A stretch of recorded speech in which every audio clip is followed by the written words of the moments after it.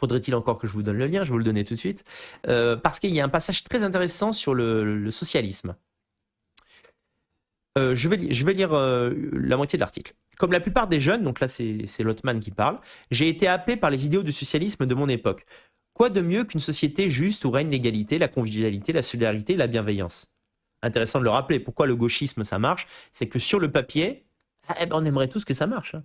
On aimerait que on vive avec 50 peuples différents et c'est la paix et en fait c'est génial. Interpénétration des cultures, bésodrome généralisé, pas d'insécurité et on s'élève et on est tous plus intelligents parce qu'il y a des immigrés qui viennent de partout. Bon, dans les faits, ça se passe pas comme ça. Je ne reviendrai pas ici sur l'évolution de mes opinions car je ne pense pas que cela intéresse qui que ce soit. Mais si on veut savoir comment t'es passé de gauche à droite, dis-nous. Mon revirement n'a pas été provoqué par l'État socialiste soviétique, intéressant. C'était un faux socialisme, comme les socialistes d'aujourd'hui se plaisent à le souligner, ni par le cynisme des principaux hommes politiques socialistes. Et oui, c'est Lénine, si je ne me trompe pas, qui a écrit le gauchisme, maladie infantile du communisme. Donc il n'était pas dupe à ce niveau-là. Je ne fais pas l'éloge du communisme, hein, mais je dis que quand on dit que les communistes étaient des gauchistes, c'est faux, au sens strict. C'est plus fondamental que cela, je reviens au texte. Les slogans et les idéaux du socialisme sont eux-mêmes faux, certains dès le départ, d'autres le deviennent en cours de réalisation. Et je dois dire que là, on arrive dans le cœur de ce que j'ai aimé dans cet article, c'est que il m'a fait considérer les choses d'un angle que je n'avais pas auparavant, et ça j'adore. C'est pour ça que les intellectuels sont précieux malgré tout dans notre monde, même si parfois on aime bien s'en moquer. Je me concentrerai ici sur l'un d'entre eux, l'égalité. Derrière chaque slogan social se cache un modèle psychophysiologique. Derrière l'égalité se cache l'envie. La recherche sur les émotions animales a montré que de nombreuses émotions que l'on croyait jusqu'à présent propres à l'homme sont également présentes dans le règne animal. Par exemple, de nombreux mammifères ainsi que certains oiseaux, comme les crapauds. Il y a problème, il y a beaucoup de problèmes.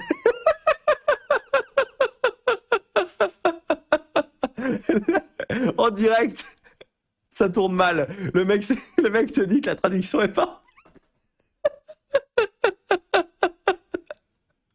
Énorme, énorme.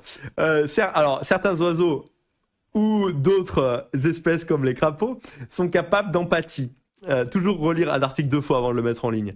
L'envie fait partie de ces émotions. L'ethnologue Franz de Waal étudie les émotions animales et le comportement social depuis des décennies. Voici une expérience.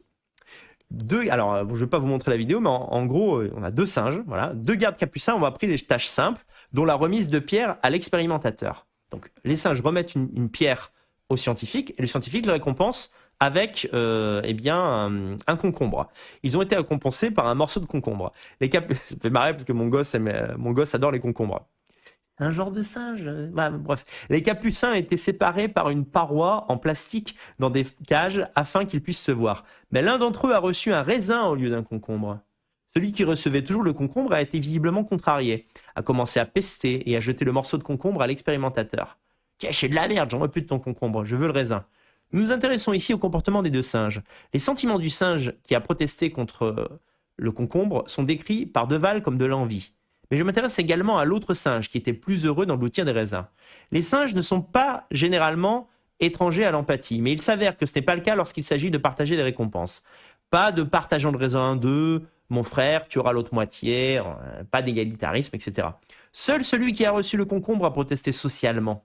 De Waal souligne que la situation du singe qui a reçu le concombre n'a pas changé du tout. Le concombre lui convenait parfaitement, mais seulement jusqu'à ce que quelqu'un d'autre commence à recevoir les raisins.